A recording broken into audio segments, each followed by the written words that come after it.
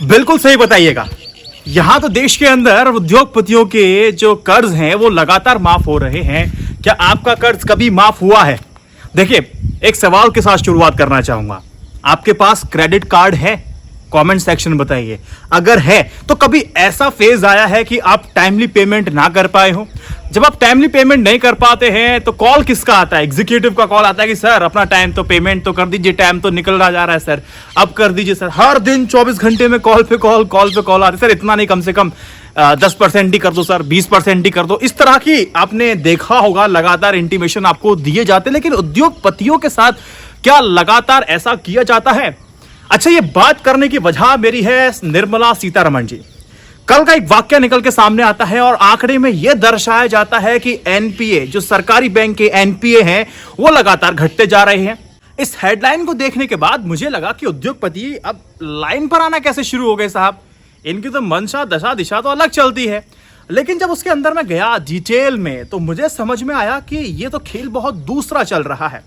एक एक शब्द को समझिएगा।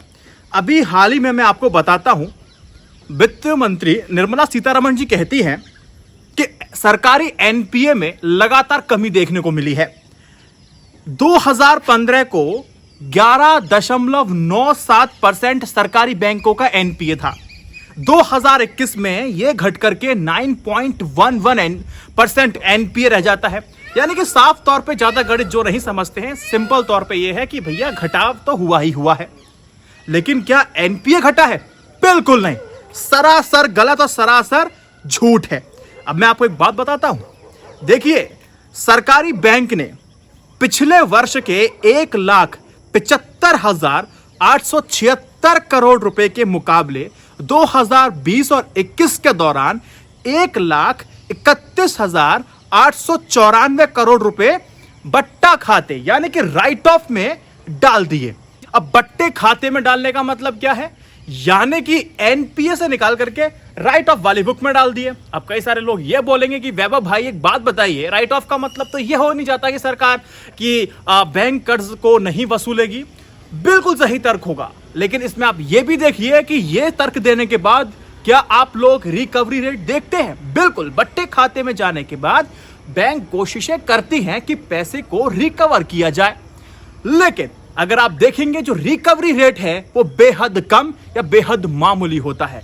बैंकों को लगातार घाटा होता है, इस बात को भी आप ध्यान रखिएगा। यूपीए के सरकार के 5 सालों में 2009 और 14 के बीच का डाटा अगर मैं देखूं तो 1,45,226 करोड़ रुपए को राइट ऑफ किया गया था।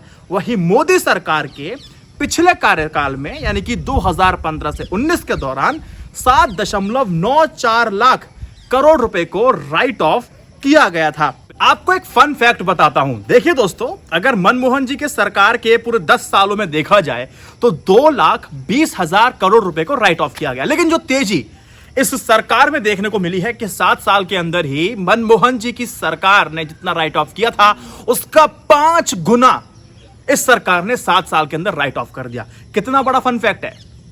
बाकी इसमें फन कहां है, ये मुझे फैक्ट के साथ नीचे कमेंट सेक्शन में जरूर बताइए। आपके मन में एक सवाल आना चाहिए कि कांग्रेस इस मुद्दे को जोर शोर से क्यों नहीं उठा रही है? क्योंकि कांग्रेस के टाइम में भी राइट ऑफ किया गया था।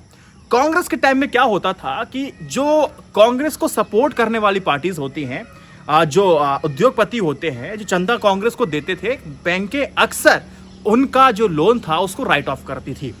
एक बार राइट ऑफ करती थी, उसके बाद मोदी सरकार बनती है तो फिर वही उद्योगपति अब नरेंद्र मोदी जी के हो गए। तो इसी वजह से कांग्रेस इसको जोर शोर से नहीं उठाती है और ये चुपचाप बैठी रहती है। दोनों पार्टियां लूट का हिस्सा हैं चुनावी। इनको मैं कहूं तो चंदा इनको मिल जाता है।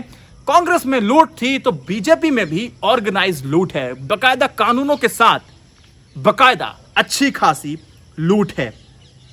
अगर आप ये सोचे हैं कि कांग्रेस और बीजेपी एक सिक्के के दो पहलू हैं, नहीं साहब, सिक्का एक ही है, पहलू भी एक ही है, अलग अलग नहीं है। इस वीडियो को शेयर जरूर कीजिएगा। i9 न्यूज़ इंडिया की जर्नलिज्म का सपोर्ट करने के लिए YouTube और Patreon मेंबरशिप जरूर लीजिएगा।